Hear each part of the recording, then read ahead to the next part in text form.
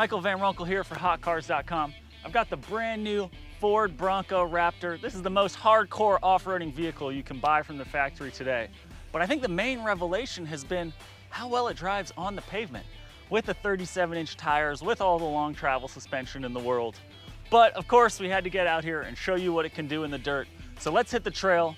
But first, please like this video and subscribe to our channel. It really helps us out. Thanks. I'm here at Rowher Flats. Some people pronounce it Rowher Flats. I've heard it both ways. But there are a lot of different trails here. I'm gonna take the steepest, toughest one I know of because I'm in a Bronco Raptor after all. Fire this thing up. I actually like to move the seat up and forward a little bit. You get all kinds of warnings when you first turn it on. It tells you what seat belts you have buckled. And that literally doesn't go away until you hit OK. And then we've got the tire pressure low warning because I did air down to about 22, 23 PSI, just for a little bit more grip and comfort. Then I'll select my drive modes. I'm in normal.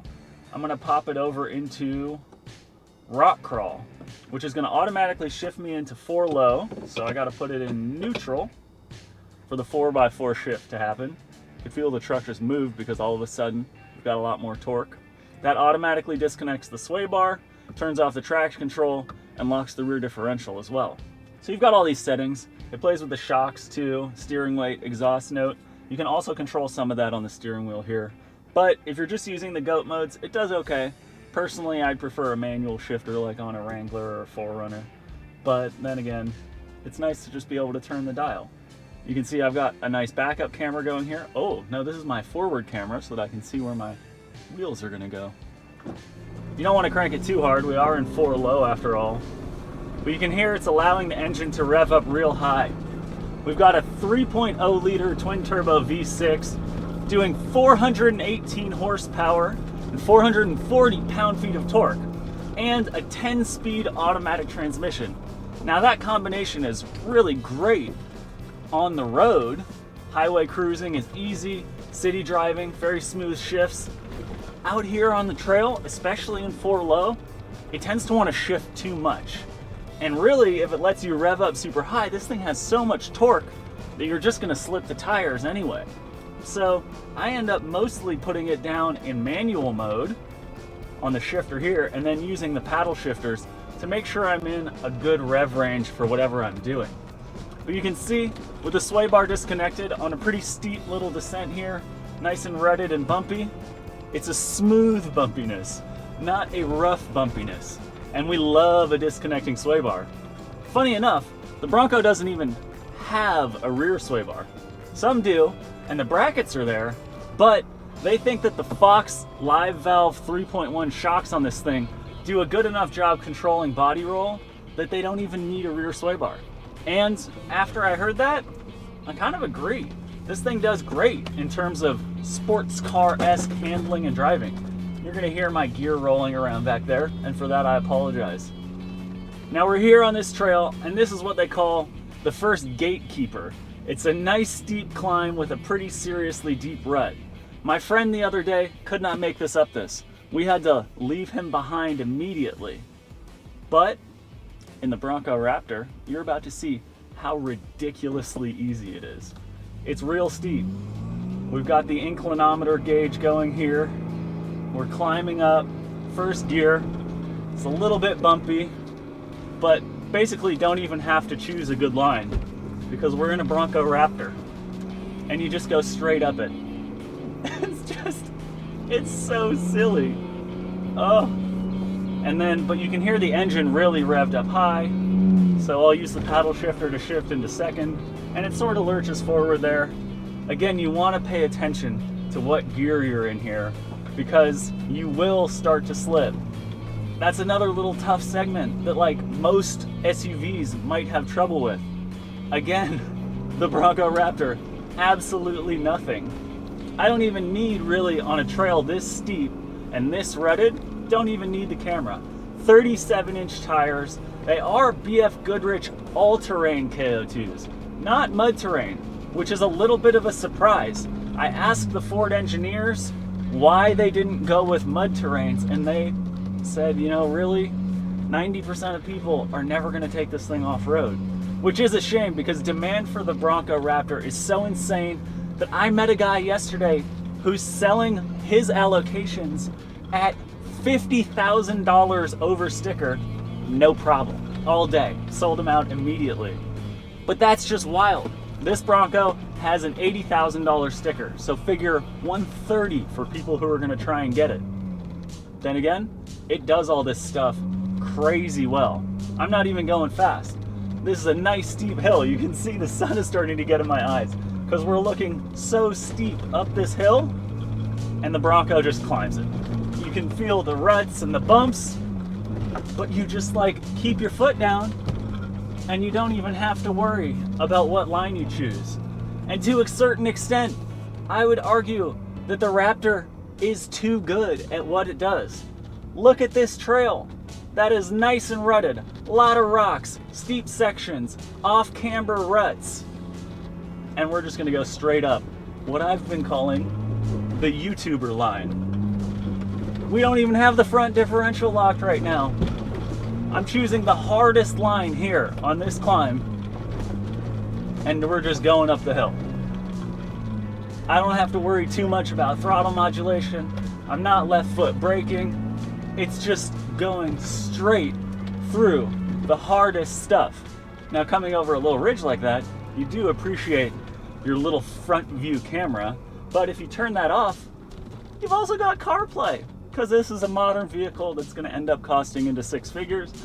So it's sweet that I can run Onyx off-road here. That's pretty nice. And then when I come out onto a little smooth section, shift with the paddle shifters and go a little faster. You can hear there's just a ton of gears that I can shift through because we're in 4 low.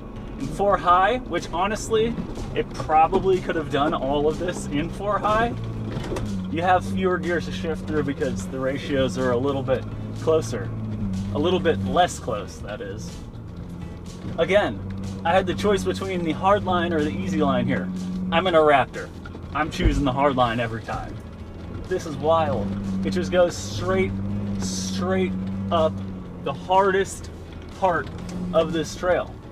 Now the interesting thing is, because of the big square hood that is sort of reminiscent of Broncos of old, you do have to worry a little bit about your visibility if things get tough enough that you might actually be worried about the Bronco struggling. I did drive a base V6 Big Bend Bronco the other day, just for a little bit of comparison. It's still a surprisingly nice truck, but you lose some of the off-roading features. It comes with city tires. You know, maybe one of those with a Sasquatch package, and then you put on some 35s. I think that's probably the way to go, because then you're not spending $100,000 on your off-roader, and you don't have to worry about it. Now, this is Ford's loaner vehicle, so I don't really have to worry about it too much, but I wouldn't want to take it on like a really tight canyon because it's so wide. This thing is a foot wider than a base Bronco. It's got a body flare and then a fender flare to cover that wider track that comes from basically bolting everything from an F-150 onto the Bronco Raptor. It's got suspension components, steering components, reinforced axles, F-150 brakes. They work really good, and they're really beefed up.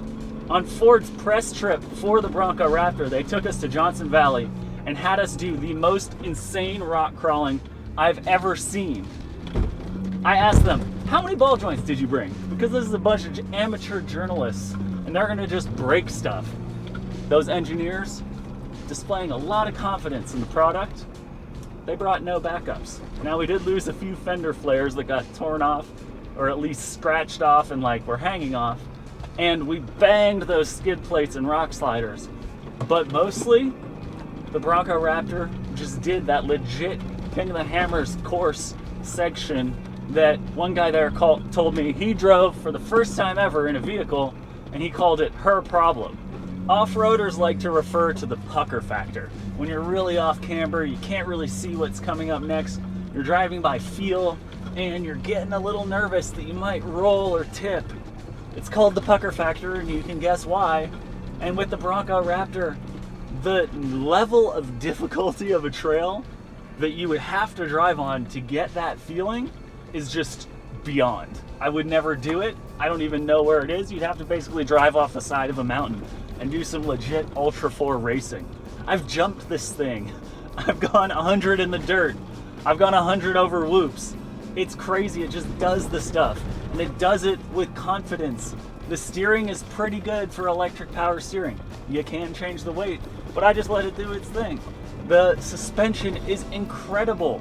You'll go over a jump and like my water bottle will be up here and then bouncing all around. And you're just like basically smoothly flying through the desert. It's crazy. But the advantage of what Ford wanted to do with the Bronco Raptor is they wanted to make something that was a little bit better at rock crawling, as opposed to the high-speed stuff that the F-150 Raptor can do. And now, with the F-150 Raptor R with a supercharged V8 we'll be able to do. Here I am at the top of the hill. It's a nice lunch spot, gorgeous views overlooking the lake over here, and I've just gotten up here so fast it's wild. Now it's time to hit the trail, maybe pop it into Baja mode, and do some fun dirt drifting on the way back down. Of course, it never looks as cool on camera as it does in real life, but we're doing some pretty good stuff here in the Bronco Raptor. I would definitely hope that it comes out half as gnarly as it looks. In Baja mode, we're almost redlining, so I'm actually gonna pop it into manual again. That 10-speed, great on-road, off-road, maybe just too many gears. Maybe the programming just isn't quite up to what I would want, but then again, my job is to be super picky about these vehicles in service of you, our viewers, and the consumers who might actually be buying this Bronco Raptor. Woo-hoo-hoo-hoo. Now I can't go too crazy because I'm out here alone. Oh, there's a deer right there. One reason to take it a little bit more slow, but the other is we are on those BF Goodrich all-terrains. And if this were my Bronco Raptor, I took a look at the wheel well. I think 40s would fit just fine. You got plenty of power, and you wouldn't have to worry about sort of losing torque based on the additional tire diameter. So I think 40s are the way to go. Now, Ford obviously couldn't do that from the factory because that would just be insane. But if you're going all out with a Bronco Raptor, you might as well go all out and get 40s. And of course, they would be mud terrains, probably a little bit tougher. Though these tires are as good, I believe, as all-terrain gets. Basically a BF Goodrich advertisement out here the other day. My friend in his Pajero Evolution running the BF Goodrich KO2s, and they're pretty beefy for an all-terrain tire, without a doubt. Here we go, a little bit of higher speed stuff. You can hear that exhaust note. You get some turbo spool, which is also fun. You get some blow-off valve when I'm not talking, and it's just a blast to drive this thing. You really are just blasting around at top speed. I mean, it just flies along a road like this. This is more of a fire road than a trail, and we're hauling. Don't want to go off the edge if it does start to let me slip given the traction control settings here in Baja. That's a nice steep drop there. Beautiful view.